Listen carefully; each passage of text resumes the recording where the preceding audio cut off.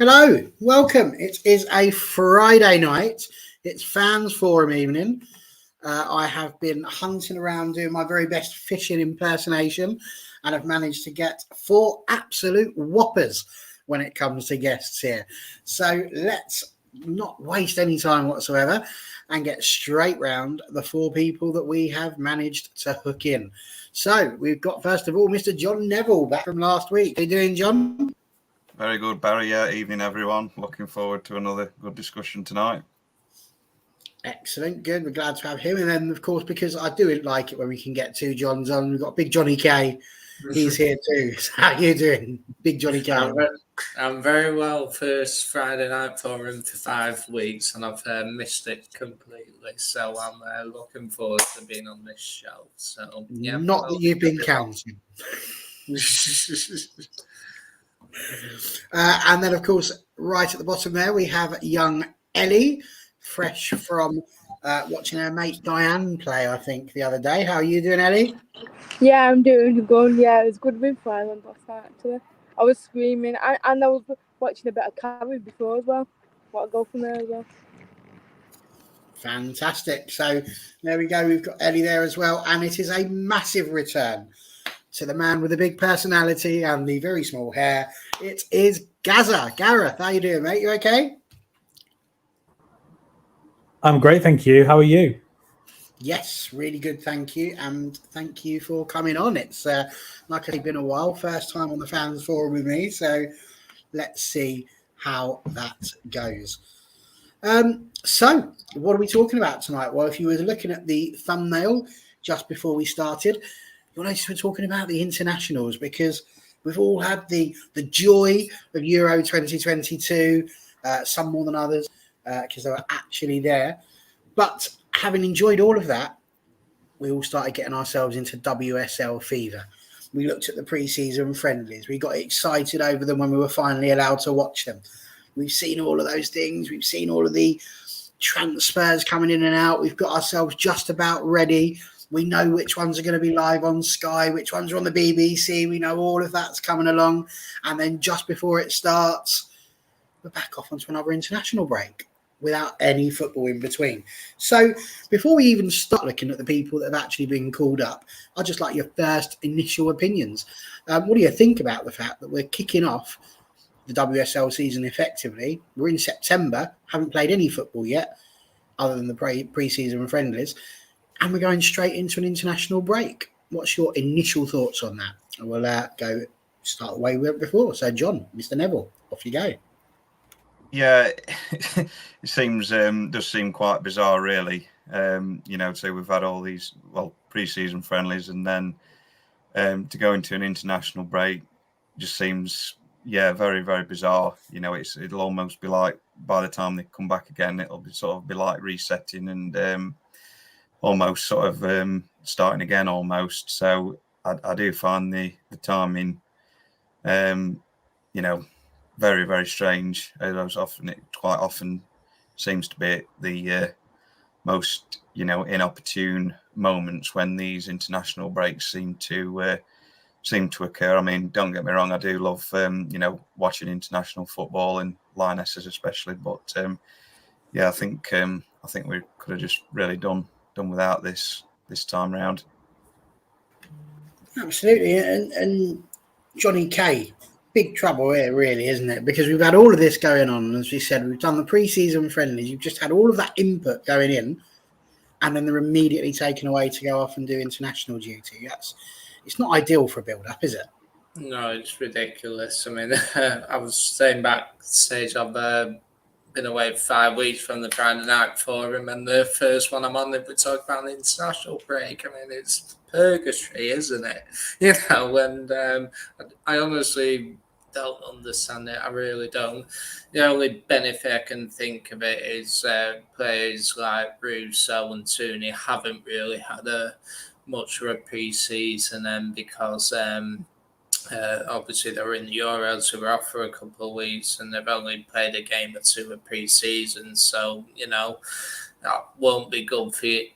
That could be a risk for United going into season, because they haven't had a proper pre-season. At least they'll get some minutes for England, but it would have been better served if some of these players were able to play another week of games. A couple more friendlies would have been ideal to get these girls up to speed and that. I remember until a few years ago, there used to be a men's international fixture just before the season started, a friendly. So it made it wasn't good in any way, and they ended up getting rid of that. And I don't see why you need to have a women's international game so soon after the Euros. I think it should wait until at least October, personally. And I think people are excited about new season now, and I just think it's another waste. And but yeah, hopefully the only thing you can hope for is that the girls don't get injured. Absolutely. And I mean, that's two people that, if I'm right in saying this, haven't really been to any women's international games. But the two people that we've got here, Ellie and Gareth, were, I think the word we're looking for here is prolific during Euro 2022. There is footage out there somewhere, who knows where, of Gareth joining in with Sweet Caroline. And Ellie, I have to say, there's a brilliant video of yourself as well when the trophy's being lifted up. Just pure joy. You know how much you guys enjoyed the international team, especially during the Euros, very special event. But we don't really want to be season with the international break. Do we, Ellie? What's your thoughts? Well, the Euros, they were special. They were really special. I loved it all. But this international break, I don't see why. Why do we need it? Because Austria we're playing tomorrow. Yeah, that'll be a good test for Lionesses. But then on Tuesday, why that game? It's just no point. Obviously, I'm going and everything, but it's just still no point. Because isn't it against Luxembourg that they beat like 20-0? There'll just be probably another episode of that. So I just don't like it, because I don't want to risk our players getting injured like Katie Zellum now. Katie Zellum, Tuna, Russo, Mary even, and other internationals as well, like Jackie and everything. Maybe we are all just like too not soft, but like to protect them. But I just don't want to see them injured, because the literally season kicks off. What is it like? On the 10th, like, which is next weekend. So it's a bit bizarre, really. I think. Don't think it should have been now, in my opinion. I mean, I struggled with it when I found out there was going to be internationals taking place the week before. I did a bit of a double take. What's happening here? Because I've never known it, never seen it. And Gareth here, we have got Joseph saying, and this is the key thing, I think. He says it didn't make any sense to me, although, because it may take the momentum away. Do you think there's a bit of that, the momentum that we've had in pre-season, everybody's starting to gel together? What's your initial thoughts? So, I don't mind this international break at all. And I'll tell you why I'm being contrarian. First of all, the reason that the international break has to exist is because there's World Cup qualifiers to play. England are only playing one, which is the Austria. Well, both of England, are World Cup qualifiers. The fact we should win one of them pretty handily is neither here nor there. There are still quite a lot of places up for grabs. And then there's the playoffs to come in October.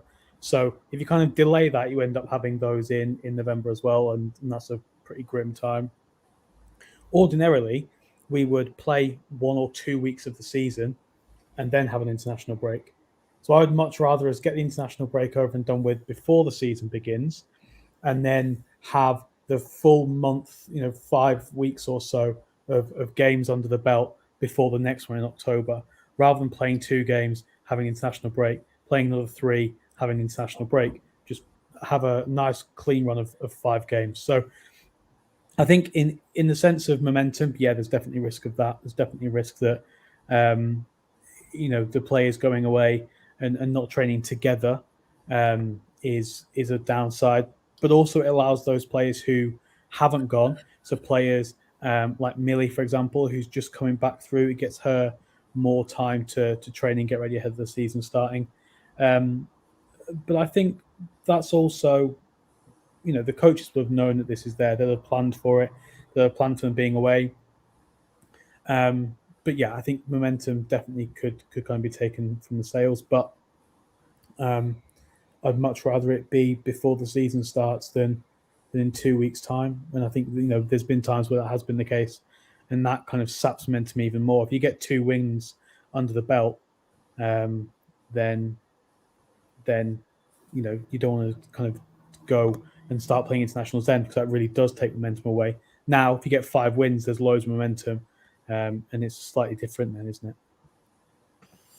It's a very good point. And as the boss says, nice to hear Gareth give an alternative point of view on this, because most are dead against. So it's nice, like you say, to get those alternatives. But I'll just throw to you then, Gareth, as you are a bit more for it than the rest of us here at the minute.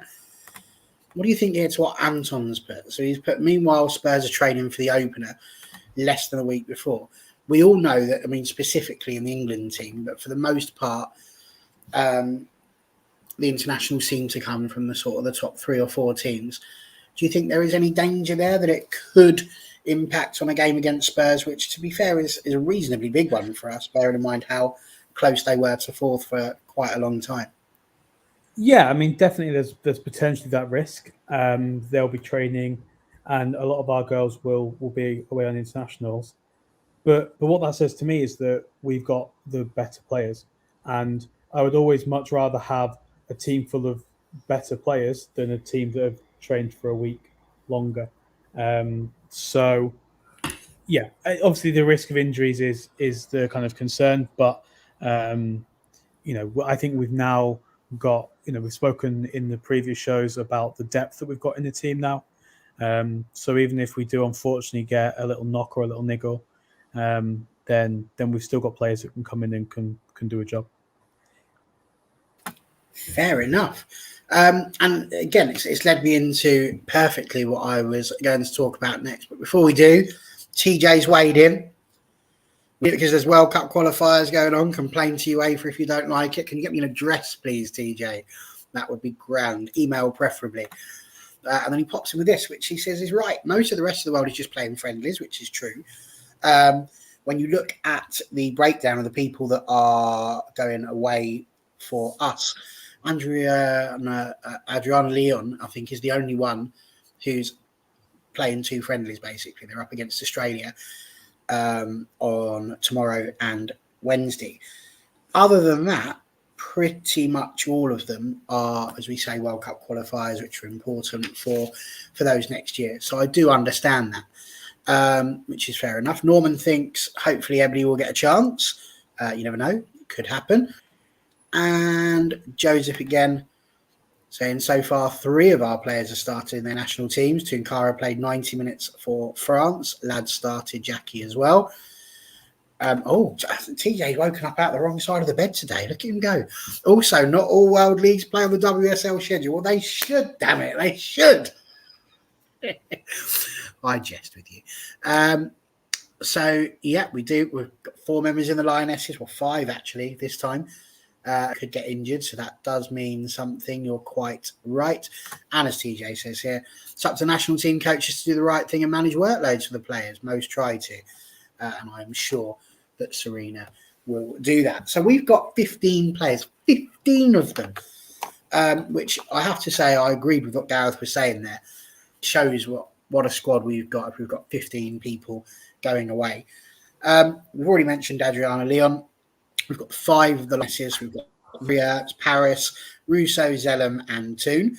Obviously, Tunkara has already taken part in her game today. They won 9-0 in their match today against Estonia. They are playing Greece, but they've won their league, so it doesn't really matter too much for them. And she was captain. So there you go, John. Another reason to choose Tunkara at centre-back. She's also captain for her country, if that's not good enough for people. Kicked off at 7, so I'm not sure what the score is just yet, but we've got Jackie Gronin and Martha Thomas. They're currently up against each other, and that's, again, quite a big one in terms of them playing for the playoffs generally. We've got 2 in Spain. Honor and Lucia are both off. They are at 8 o'clock, so I don't know if they made their team today. And then there were 4 from Wales: Hayley Ladd, Safia Middleton Patel, Carrie Jones, who has scored a goal, and Chloe Williams. 2 of those on loan, so don't really count. The reason why I give you all of those names is because last week we did best 11. And I've counted, and out of that, 8 out of our starting 11 are off on international duty. Of the 3 that remain, you have Maya Letitia, who's obviously gone away for the under-21s. So she is away on international duty, just not full international duty. The other 2, Amelie Turner, who is injured so not called up, and Leah Galton, who doesn't want to play for a national team. Is there any part of you, we've all heard what Gareth's got to say, please tell me, are you worried about the fact that those 8 or 9 people could come back injured, just as we've got a picture of how the team may set up and play? Mr. Neville? Yeah, it's quite astounding, really, how many international players we've got now. It doesn't seem long ago that we only sort of had about 2 or 3. But yeah, just with the sheer, number of players that we've got playing, it does make you worry that there could be a chance that there might be an injury or 2 or something that might occur during this next week of games. Hopefully now we've got a big enough squad to cope with it compared to what we've had in the last couple of years. But yeah, it's certainly a worry and a concern, before the season's even started in the WSL. So yeah, we'll all be crossing our fingers that everybody comes through unscathed, I think. Absolutely. And John, you mentioned yourself, Mr. Commode, that you were worried a little bit about injuries. 8 out of the 11, so 8 of the mostly chosen by just 4 people, granted, squad could potentially be in a position where they could get injured. Does it bother you, or are you a bit more like Gareth, where you go, actually, we do have a bit, it's not the end? Well, I think I am worried. I'm not worried so much about injuries. I'm worried about burnout potentially, because a lot of particularly the Lionesses girls, they haven't had much for pre-season. You think they've played the Euros, they've had a couple weeks off on holiday, then they were back in pre-season. Now they're playing with England. Now the season starts in WSL, and then you got a World Cup next year, kind of thing. And I do think there is a risk to burnout, and you can't underestimate the importance of pre-season, game minutes under your belt, and that. And I do think it is an issue. It's not necessarily an issue for someone like Kate Zellen, because obviously she wasn't at the Euros, and in fairness, she has had a pre-season, and some other players as well. But it does worry me that, we got quality in our squad. That's why they're on internationals and all that. But at the same time, you want to look after them as well. You don't want them burning out, because that could cost us later on in the season. So, and Gareth made good points about getting this international break out of the way, but the problem is that you got this international break, and we'll play 3 league games, then it's another international break, then it's another 4, then it's another international break. So it's quite difficult to get momentum and schedules like that. Obviously nothing to do with the WSL or the FA or anyone, but it does worry me that if you don't have a pre-season, there is a risk to burn out later on in the season. What's going to need to, obviously we've added to our squad and got that extra depth, but you are going to have to look after these girls, because it's going to be a demanding year for them. 100%. And it's interesting you mentioned that. I did actually check what games were upcoming for England, and the only other break that I saw between Christmas is just a small matter of a sold-out match against the United States of America, which I think is coming up. So that was on October the 7th, I think I saw there.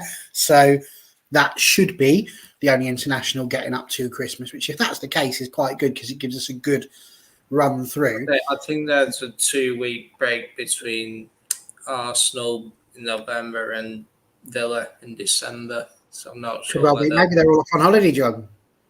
I don't think so. A little break, feet up, bit of Tenerife, IB for massive, club in. Whoop, whoop. No, I know there's a 2-week break between the Arsenal game in November and the Villa game, so that might be another international break. Could it be an FA Cup date? Who knows? We shall have. I should let you investigate that, John, at some point, and you can let me know. That would be good. But what I would say, Ellie, is that John does make a good point there about burnout. And if we think about Ella Toon last season, I mean, she was shattered getting towards the end of that season, and she really did have, a lot of game time, as did Katie Zellum, although obviously she didn't quite seem as tired. Do you think that John's got a good point there? Is burnout something you're worried about? Connor's mentioned about fitness as well, and the fact that they've got to build that up. Where do you stand on these 8 potential starters going off countries? Yeah, I agree with John about burnouts because obviously Ella Toon's become like probably a crucial player for Lionesses. So as Leslie now, because obviously now Ellen's gone, you don't know if she's going to start now the next 2 games. That's what I'm worried about. If they start 90 minutes or something, I'm just scared that they just run it out and burn out all their energy. Because I think as United fans, we want this season to be the best season ever. And I'm not against these international breaks, but just some of them I feel like I'm scared of the players getting injured. I understand we've got a big squad now and everything, but without Leslie and Ella on the pitch, it'll be a bit, not up to scratch. So that's them 2 players is the ones that I just can't see get injured, because then that'll be not it for our season, but that we'll be missing 2 crucial players. So I do agree on the fitness level as well, because obviously some came back pre-season differently. I think in the Lionesses, some wasn't training in the gym, and some was out on the pitch. So I'm just scared of them 2, to be honest. If them 2 get injured, that's all really. Leslie and Nella. Fair point, Ellie. Fair point indeed. And so, Gareth, when I come to you with this one, I kind of want to mention. I mean, there's 2 things here. First of all, James has pointed out that Tottenham have got 9 players called up, so that's a handy piece of information to know. Thank you, because I didn't know that. It's not quite 15, but it is 9, so it's still quite a lot, and presumably first team players as well. But it's this point, one from TJ, he's got back inside, come back out the right side, and is now much more like the TJ that we know and love. He's put here that Gustafsson from Australia didn't call up a lot of his star players due to burnout back in May and June. But as you've mentioned, I know you're very much into your football and in terms of what you do elsewhere in the women's pyramid, it's on a knife edge, really, isn't it, in what you do with the international game? Because, as you said, for some of these teams, these matches could be the difference between qualifying, going into the playoffs, all of those sorts of things. But equally, you've got to think about domestically as well. Where do you stand on that point there? Is there a problem for burnout, do you think? Does that worry you? At this stage of the season, no. I think a lot of the international players will get that benefit of playing a competitive game. Now, competitive in the sense that the result means something. However, England versus Luxembourg isn't going to be particularly competitive on the pitch. But it's still going to be a game that has ramifications. So in one sense, those games may be better preparation in terms of fitness. In terms of playing together as a team, they're almost entirely pointless. But I think the international breaks later on in the season are where the burnout comes in. I think we have the advantage in having a longer winter break compared to a lot of men's fixtures. I think the difficulty there is picking up straight away in January and getting, feet on the ground straight away and kicking off where you left off. Towards the end of the season is where it's going to be difficult, especially with it being a World Cup summer next summer. That means that a lot of these players, particularly the European and South American players, will have had 2 back-to-back summers of tournaments. And that's going to be tricky. So, yeah, I think it's going to be down to international managers kind of in the back half of the season as part of their World Cup preparation to make sure that the players don't get burnt out. But yeah, it will be a concern later on in the season. At the moment, I don't think so. I think the girls are all going to be hungry to get the season started. They're going to be kind of mentally on it and mentally ready. And I think with regards to injuries as well, yeah, in these games there is a heightened risk of injury. But those playing the friendly against Birmingham at the weekend, there's still a risk of getting injured in that.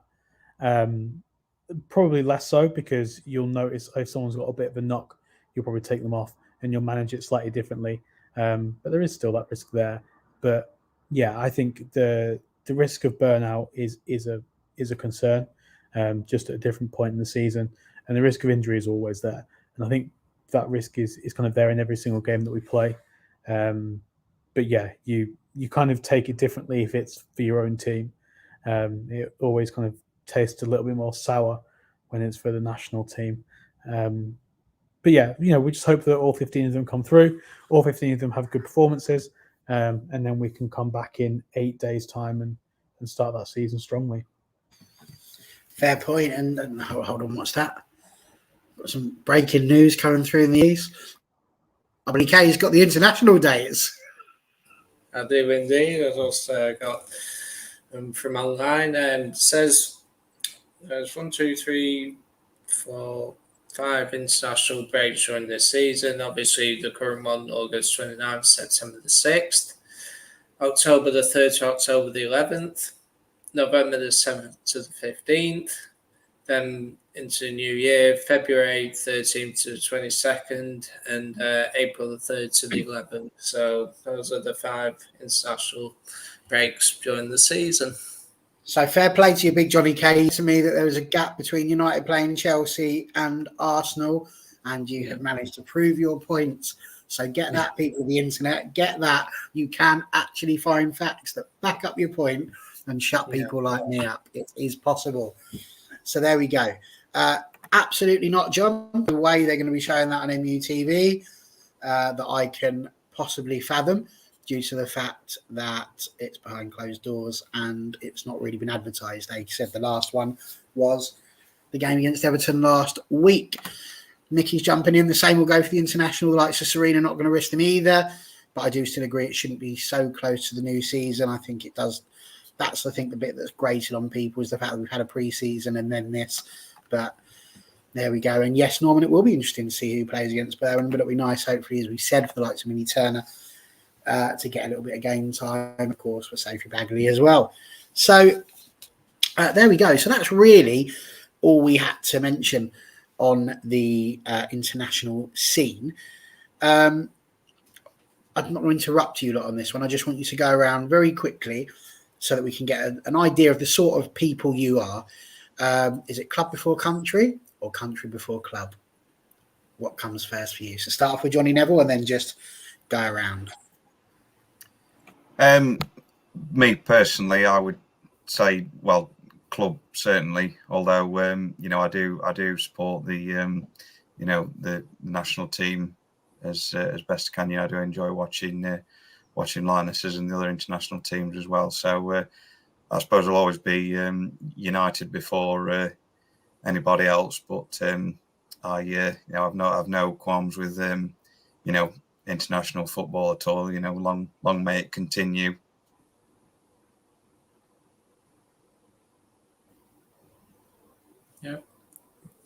Yeah, for me, club. I'm sorry, I couldn't hear you, Barry.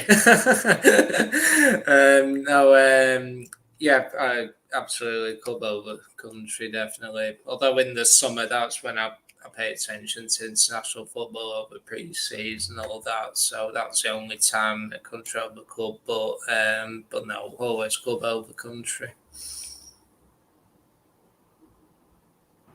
For me, it's always going to be United over my own country. Like, United till I die. But I mean, like, when it's a big, massive tournament, I switch off on United for a bit. Like in the Euros, I was all for the Euros, but now straight back into WSL.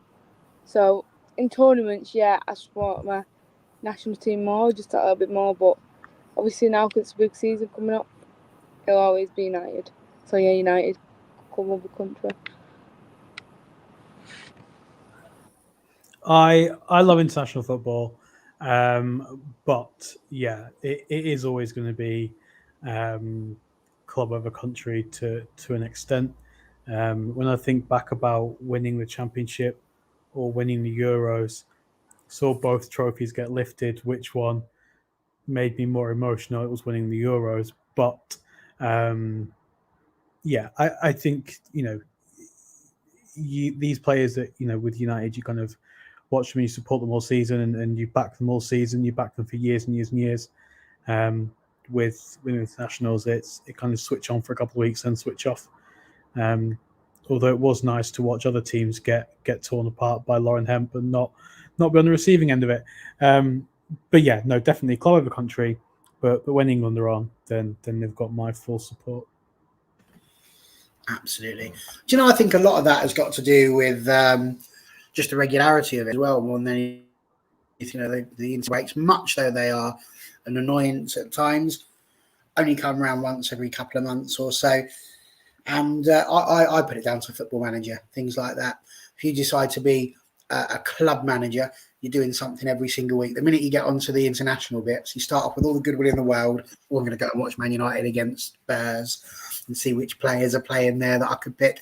I last about 3 months on that, and I'm like, no, this job's rubbish. I don't want to do this anymore because there's no regularity of it. So I think that is a lot to do with it, but 100% on club too. It's not that though as well. I think it's this season for us now. It's really special to us all now because we really want to get Champions League. So I think this season it will be club over country for literally all of us, really. Absolutely. I think if you've got something to fight for, that absolutely does make a difference. And Anton here, he's gone country over club for the players. National team has a much bigger stage than club still. I think that's a cracking point. In the women's game, the internationals were more visible for quite some time. So 100% agree with that one. And of course, we had the news in the last fans forum talking about Bilderberg Risa and the fact that she's been effectively told that she would need to go to another club probably if she wanted to resurrect her international career. So that's a little bit of a annoyance for us. But coming on from that, I just wanted to also have a quick mention about Jackie Gronan, because obviously looking through, as we do whenever we come to a fans forum, we always have a little Google and look around what the talking points are for the week. And Jamie Spencer on the 30th of August had put out a piece about PSG potentially being interested in Jackie. Now, Jackie is, of course, a player who we chose as one part of our central midfield. It was a tricky one. It was our biggest fight, I think, as a quartet, as to whether or not we were playing Zellum, Ladd, Gronan, Borisa, Toon, lots of them to choose from, as you know. So, yes, at the moment she is in the match with the Netherlands against Scotland. They're currently drawing 1-1. So my question to you is this, really. First of all, do you think she's going to go, or do you think she's going to stay? It's only a rumour. We've got absolutely nothing backing it up. It's just what's being said on 90 Minutes, I think was the website that we looked at that Jamie Spencer writes for. So, yeah, number one, do you think she'll go? Do you think she'll stay? And then just your thoughts on it, really. Could we live without a Jackie Gronan? Do we need Jackie Gronan? Is she vital? Or would you put somebody else there in that midfield? So, John Neville, will go straight to you. I think now it's probably a bit too late for her to leave. I could be wrong there, but I think at this stage she's more likely to stay. At least probably till, maybe might leave possibly next summer. But I mean, I think she's a decent player, but we've probably got other alternatives now that are as good, if not, maybe slightly better. We've sort of built on, the last 2-3 years since we signed Jackie, so we've got a much more, versatile and deeper squad now. So, I think we could sort of cope with, losing somebody like her now. So, it'd be disappointing, of course, if she did leave, but it wouldn't be a complete catastrophe. Far from it, I think. Okay, very good. And John, just before we throw back into you, there's your round of applause, Paul. Well done for signing up as a Plus member. Remember, it's only a tenner to join the Authors Club, or you can join for free and get a shiny certificate or something such as that. And I just need to break in the most unprofessional fashion known to man to talk to our friend Sang. Because, as you well know, if you are a constant watcher of the Friday Night Fans Forum, Sang and I have a little bit of a love-hate relationship. He loves to hate me and I hate to love him. So between the two of us, there's lots going on. But he's also said he's going to absolutely whoop us at the Prediction League. And the problem that we've got is that Sang only appears available on the YouTube platform. So Sang, I have a direct message straight through to you, which is, how are we going to get you involved in this Prediction League so that us Man United fans can wipe the floor with you Chelsea Blues? So the challenge laid down, the gauntlet's there. How do we get your predictions through? What can you possibly do? So do you have Twitter? I think really is what I'm really asking there, because that's generally how he uses. He's got Twitter now. There it is. Good news. Whack your information down there if you want to. If you don't want to do that, you know ours because it's on the screen all the time. So please do come. Or alternatively, direct message Barry at OT is my church. You can absolutely direct message me at OT is my church. Good lad. With that in mind, back to the seriousness of Jackie Groenen and PSG potentially being in for her. John, how do you feel about it? I do think it's a bit late in the window. I do think overall we've done pretty well to keep a lot of our key players this summer, and it would be a blow to lose Jackie unless you got a really good alternative, and I'm not sure we would be able to at this point in the window. I do think that you need, if you are to go to the next level, I do think you need a bit more from some of your players, to improve performances. Not that the bad players, I just think you need more from them if you're going to be winning trophies, challenging for titles and that kind of thing. But I do think Jackie, she's an important player for us in the midfield. It will weaken us at this point if we were to lose her. That being said, I do personally think that she will probably. So I think Jamie Spencer did say the most likely outcome would be that she does stay this summer, but she will most likely go next summer on the free if we don't get Champions League, and I do think she adds to that. And like I said, I think keeping a lot of our players, like Roos, so Zelen, obviously he was never going to go, but Owner, players like that, it's important that we keep our good players, there's challenge, you look our neighbours, City, they've had a lot of incomings, but a lot of outgoings, all's not well there, and it is possible to get in the top three this season, and to do that you need to keep your best players and build on it. So it would be a great shame if she went, but I do personally think she'll probably stay. Absolutely. And Ellie, we've seen just how much the Barmy Army and the United fans love. You've seen that back from her also. And she's never caused any trouble at any clubs that she's at. So even if she doesn't go this year, potentially it could be next year. We know that whatever happens, we're going to get professionalism from Jackie, correct? Yeah, of course we are. And I think that's why Champions League this season is a must for us. Otherwise, we will lose our key players. Because obviously, like Russo, she declined a contract extension or something.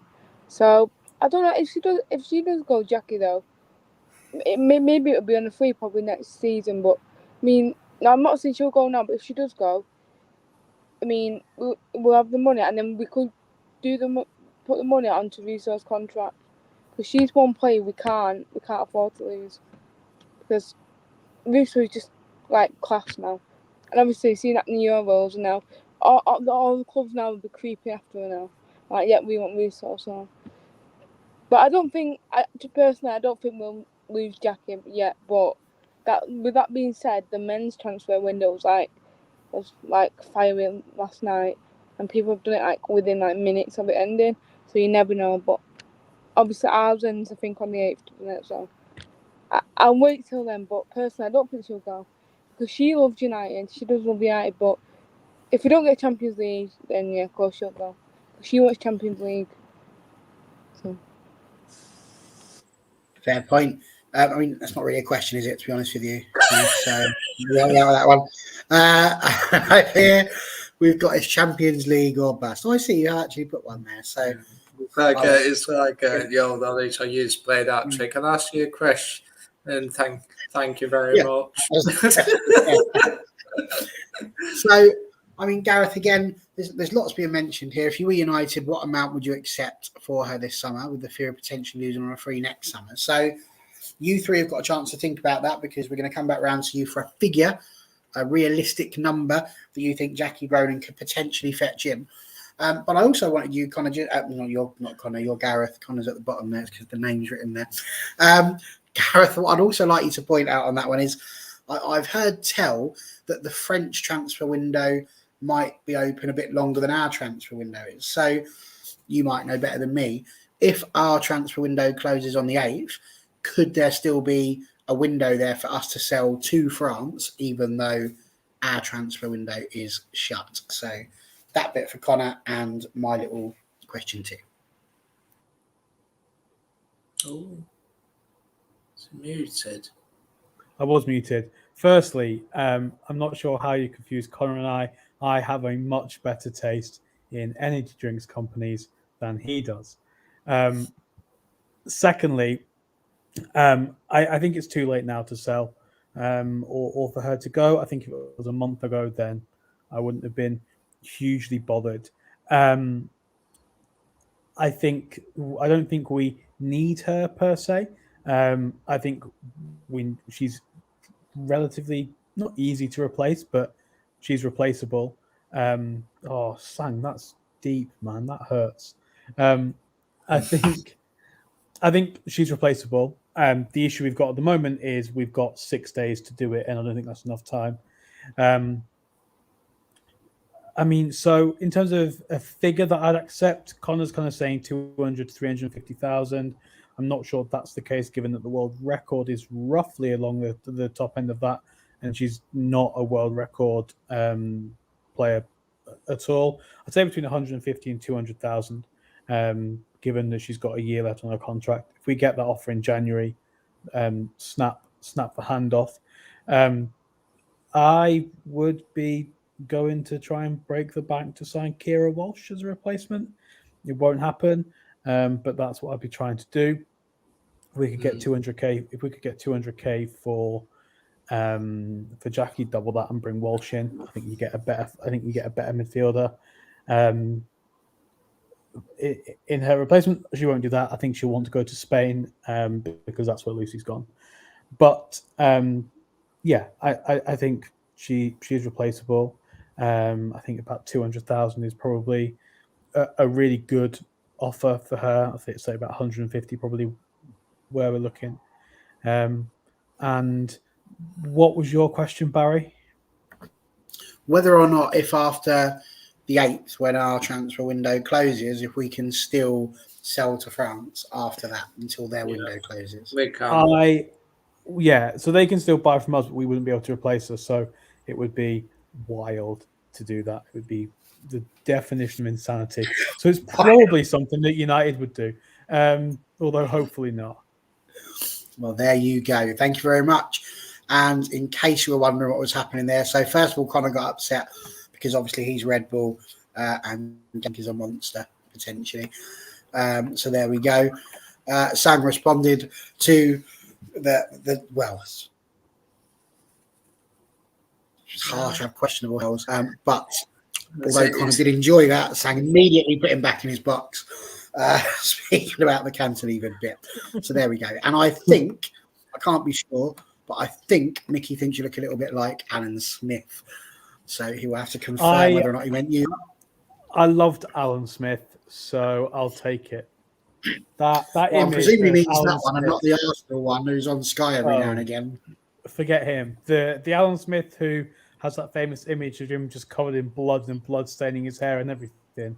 Yeah, I loved him. Big up 2004. What an era. So we're going to ask you three in just a second how much you would accept. James is talking about if one of these it's like Gerard Piqué all over again. Absolutely. So John Neville, talk to me. How much would you take? I think you'd probably be looking at sort of 100,000 to 200,000, more perhaps towards the top end of that. You would like to think for if we were to sell. I certainly wouldn't.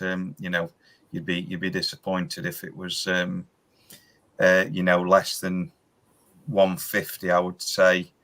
Not that I'm particularly knowledgeable about fees that tend to get involved so much in the women's game, but we've seen some of the other fees. A lot of these players now are going for over six figures, so you would certainly want to be looking towards sort of like Gareth says, up towards the 200k region.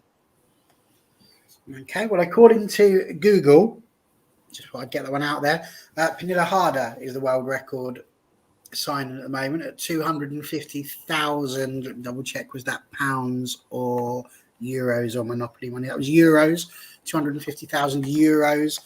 So that's probably about 225 grand in English money.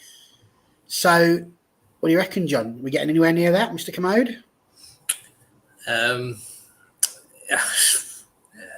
I'll probably cost over 100k, possibly 200k, because it is late in the window, so you tend to spend more if you panic buying towards the end of the window and that. So I don't personally think the club will accept any fee personally. We should demand 500k, let it go, and then say it is 500k for Kira Walsh. So very nice. Ellie, how much would you take? Fully agree with you all there. Like, I actually agree with Gareth. Like, we should get Kira if she does potentially go, because that'll be a sign in that. But yeah, I'd go between 100 and 200 personally, because we can get another player in or just use the money on keeping Leslie. So yeah, I'd probably get another midfielder if she did go, because honestly, I think midfielders now are weaker point, because it was like centre back. No, it's like midfield. 500k. And there you go, Connor answering his own question. He reckons surely at about 200 to 350,000. So Connor potentially thinking she could well move into world record transfer. And to be fair, he's got a point. Money does go up in terms of inflation, so there is that. But we are in a cost of living crisis, so I can't imagine we're going to be spending out too much money because of the electricity bill. We're in a cost of living crisis. How much has the Premier League spent this window? I think we spent more than Bundesliga, La Liga, France, and all them put together. Another good point here, 150,000. That's the amount potentially paid for Hertig, and we brought Paris in for, well, the rumours I've heard was close to 100,000 potentially. So, there's lots of different choices there when it comes to how much we would get her gone for. But I sit here and I wonder about the women's football. I know that if we're all one umbrella, one club, one United, all of that sort of jazz, in the grand scheme of things, 250 grand to Manchester United shouldn't mean all that much, should it? Really, if it is all coming under the one umbrella. So sometimes I do listen to that and think, could we not potentially just, as I've said before, just give the women's team £5 million, watch them fly. Watch them fly. It's like if you follow the men's team, you'd see players going for like 50 million, 80 million, 100 million, all that. You're like, a big player goes for 250k in the women's game. You're just like, what's going on? It's just crazy the lack of money resource in the women's game, but it's quite staggering, really. Also, a good point there, Mickey. She was indeed a crucial part of her national team as well, so that could well put the price up. Okay, good. So I had two little things left, and I fish on the question about what got you into women's football. But I have got a bit of a teaser. This has been going on, and I will give you a little bit of context now. So I was in the middle of a little bit of a Twitter discussion with our good friend Marty from the US of A. And it all came about actually from a video that was TJ on Twitter. And it was absolutely unbelievable. So Gotham were in the middle of playing a match. You'll have to forgive me, I forget who they were playing against. But basically, Gotham set up to play the game. It's 0-0. It's about 16 minutes in. And shockingly, and it was shockingly, the ball comes in. It gets clipped over the goalkeeper, hits the post, looks like it goes behind the line. It isn't given. And the next thing you know, the referee points to the corner flag. Honestly, if you haven't seen it, look it up on Twitter. Look at it. It is, aside from being hilarious, because I don't see where the corner came in from. I watched it back a second time thinking I'm going to give the ref the benefit of the doubt here. Maybe it swang out and back in again. Nope, not even close. Right across the middle, onto the far post, bounced behind the line, no goal. But a corner was given. Obviously, the game remained at 0-0. Here's where we ended up in our little argument, discussion, debate, whatever it is you might want to call it. Because it reminded me, don't know if any of you remember it, of the ghost goal between Watford and Reading. Yes, I was just about to say that, Harry. Yeah. So Watford was 0-0 and Reading got a corner. The ball came in, it gets headed, kicked out. It goes past the post. When I say past the post, I mean between the post and the corner flag post. It's cleared. Next thing you know, the linesman's waving his flag, calls the ref over, Stuart Atwell. He was only 25. He was quite new. And he says to him, I saw the ball go over the line. That's a goal. So the goal was given when it should have been a corner or a goal kick, one of the two. Now, here's where the argument came in. I said that was worse because Watford now had to overcome a 1-0 deficit, which never should have happened in a million years, completely unjust. And they don't get the chance to just start from where they were. Marty felt that Gotham was the worst one because they ended up losing the match 3-1. But had they got that goal, they would have been 1-0 up and it would have been potentially a different game. So they might have gone on to win it. I basically want to know what you guys think. Is it worse to have gone 1-0 down against a team that you end up drawing 2-2 to? So they did come back, Watford, just to let you know. They came back to be 2-1 up. Then Reading got a penalty and it finished 2-2 at the end.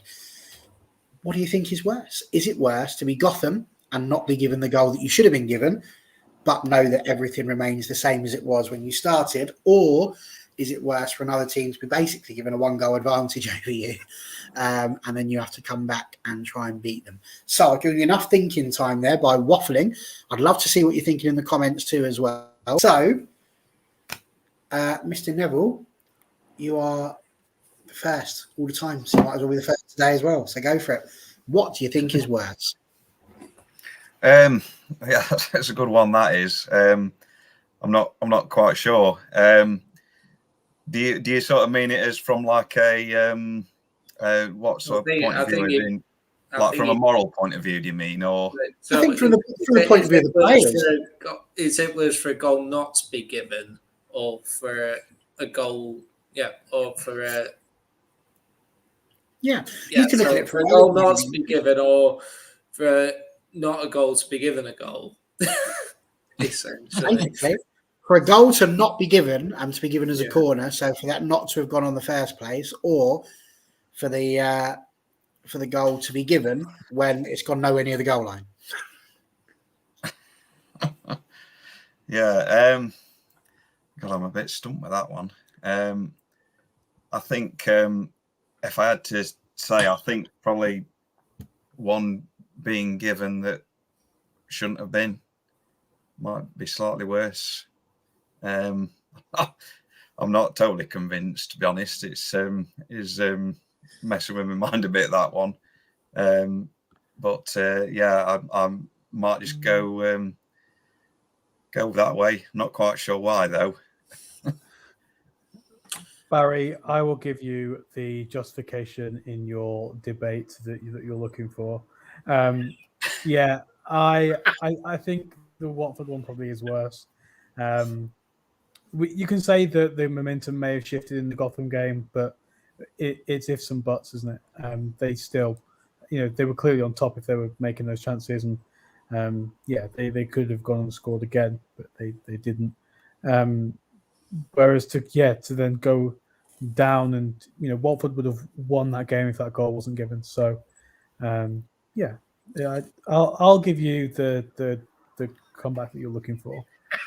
I was just genuinely intrigued by it because Marty, to be fair, she's got a very good brain. She thinks things through strategically, and so when she was adamant, she literally dug herself in, put both legs into the sand, and went, "No, I'm not moving." And so for her to do that, she must genuinely believe that. So you end up questioning yourself. And as you can see, Marty's put her point here. I don't really have an opinion on which situation was the worst, though. Of course, this isn't Marty, it's TJ. And I fully understand why he doesn't want to get involved in a Twitter spat between myself and Marty. But Johnny K, what would you...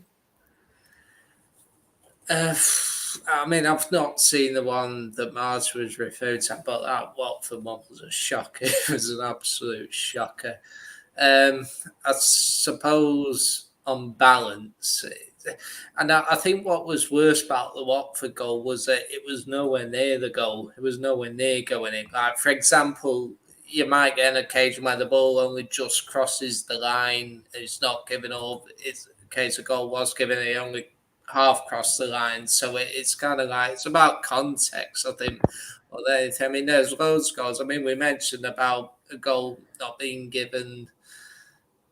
In response to the Watford goal where it was nowhere near a goal, you could say the same about a player who scored a goal who was offside, for example, and clearly offside. So I do personally think on balance, I think it's worse when a goal is scored that it's not given. Just. Made it onto Marty's Christmas list. I was entirely correct. TJ just doesn't want to get involved, which is perfectly fine. And lastly, Ellie, what's your thoughts? I agree with John.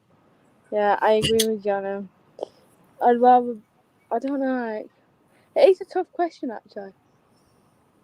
It is. It was. I enjoyed it, and it was a very pleasant debate. There was no arguing. We ended it very friendly, and I'm sure had we been at the pub, we'd have shaken hands and just said, "Well, that's very good, well done," and walked away. So there we go. I was really intrigued. It can be subjective. It can be subjective though, like if it's like clear and obvious, like that. That has to be the worst one I've ever seen, But and it's like you can mistake for human error and all that, but when it's that bad, it's quite shocking, really. But anyway, 100%. Like I said, I just found it really interesting. I was thinking of it from a mental point of view. Yes, it's annoying to not be given a goal, but it's still 0-0, so you haven't really lost anything. Oh, that's the argument. If a goal is not given, you still got time to score another, haven't you? So, yeah. But as we said, it's all about different opinions. Unlike this young man here, I'm right on him every single day, and it just really winds him up, as we can see here as well. But let's not worry. It was my best mate, Mickey, straight in there. And that should shut Connor up. So that's brilliant. So that's pretty much it, to be honest with you, for tonight. Thank you very much, everybody, for getting involved. But I just thought it'd be a really nice thing as we're getting into women's football more and more and seeing more and more people getting involved in it. I was just really interested if you could just give us a brief minute, really, into what it was that got you into women's football. What made you become the lover of the game that you are. So, Mr. Nev, you've kicked it all off. You might as well do it here as well. I think it was basically when the World Cup was on in 2019. Sort of took quite an interest in that. Obviously, because at the time our captain was in the squad. I think it was obviously paid quite a lot of attention to that tournament. Watched sort of follow the Lionesses through that, and I think it was following that when I started watching the United Women. Obviously, they'd just been promoted to the WSL that season. So I think that's where it sort of started for me, I think. Brilliant, thank you. And just before Big Johnny K tells us his, if you're still here, John, yes, we do hope that everything is all right with your wife and are thinking of her. So, John E.K., talk to me. What got you involved in the women's game? Similar to John said, I think Women's World Cup in 2019, I was watching the games on the BBC and then it was good fun. I suppose I always wanted to get into it, but the problem was for a long time there was no United women's team. And it's like, well, I'm not going to support City, Arsenal, Chelsea, and I think when the women's team was immense, I was like, oh, that's welcome and all that. And so I watched 2019 World Cup. I kept an eye on United's women's results, the first couple of years, and then it got to the point, LSV last October, I thought, I'm going to go to a game. LSV went to Derby, finished season, I thought, I really enjoyed it, and I think, it's completely caught me that it's better than what I ever thought it would be, and I think the Euros has increased my admiration for it as well. So that's how I got into the women's football. Excellent. And Connor, I mean, he's coming with the big guns now, but let's be honest. Like I said, I don't even need to talk anymore, Connor. I've got other people doing my stuff for me, so it's all good. But he does occasionally say things that does our Connor. And of course, he's reminded me through that if you have not yet clicked the like button, you probably should. He likes 20, so if we've got to anywhere near 20, that would be fabulous. Subscribed, make sure. I shall tell you what's coming up next week, roughly, in a bit. But just before we do, Ellie, this season was your first proper season, wasn't it? It was, yeah. And do you know what? Anyone who's coming to WSL this season, one game and you'll be hooked straight away. Because it was the exact same for me. I think our first game went to Derby. I don't even know if we were all lost or something, but it's not. It was just the atmosphere, because obviously I didn't know the group yet, and I was sat behind the goal and I just kept looking over. I thought that is amazing for women's football, like the fan base. All I heard was all game. I thought, yeah, I need to be hooked up with this group, and then that was it. Ever since then, I've loved it, and I think as well I've got to know like the girls more and more. And obviously now I've got my favourite out Tuna, but and I think the Euros have really wanted me to go back more and more this season, because obviously I went to the Euros games and it's just the atmosphere I enjoy, and it's good to see so many boys and dads actually going as well. Yeah, and that's why I appreciate more about it, because everyone gets involved in it, especially the attendances this summer. But this is what I mean. We need to bring that over to the WSL. So, yeah. Fabulous. And young Gareth, I mean, not only do you enjoy watching women's football, but as I say, you are involved, and feel free to let us know how you're involved if you so wish. But what has got you into women's football? For me, it was the 2012 Olympics. I just remember kind of way back in 2012, just wanting to watch everything that was on. And obviously we had a GB football team, so I watched those. And then when I went to uni in 2013 in Liverpool. That's when I kind of stayed here now for 9 years, which is mental. And when I was at uni, I kind of went to watch Liverpool, went to watch Everton. In my teacher training, there was one of my colleagues played for Everton, so I went to watch him a bit more. And then, like people say, the World Cup, 2015 World Cup in Canada, and then the 2019 World Cup as well. Kind of a really big things that people get on board with. So yeah, I've kind of been watching on and off for a few years, and then started going to watch United. Kind of went and watched kind of everything really a couple of seasons ago. Watched some stuff with Leicester, and then last season started going to watch FC United, and now find myself there 3 times a week as the secretary. So yeah, it's been pretty crazy from 10 years ago, watching the Olympics to now 10 years on, essentially working with a club. It's pretty wild, pretty mental, pretty busy, but yeah, it's great. It's good fun.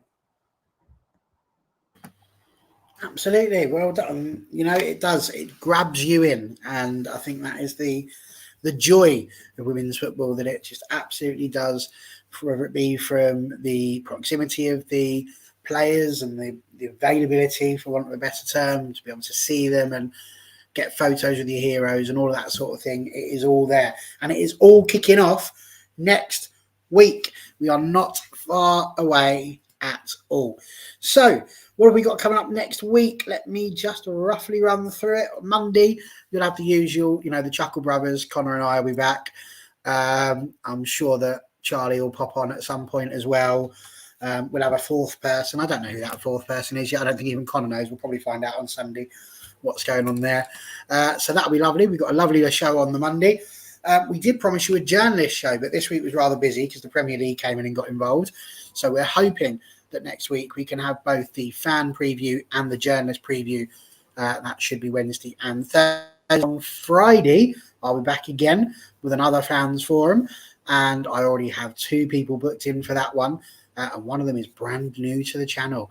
So that would be lovely if we can have ourselves somebody new. I know. We've been on the hunt. I told you I had the fishing rod out, trying to get some people in.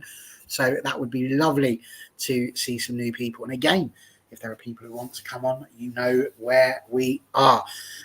So yeah, lots coming up. And then, of course, on the Saturday, we're all off to Spurs. It's that close, ladies and gents. It is that close. If you are going to Spurs, make sure you bring your credit card, because the food there is absolutely beautiful, but you do need to remortgage your house to buy it.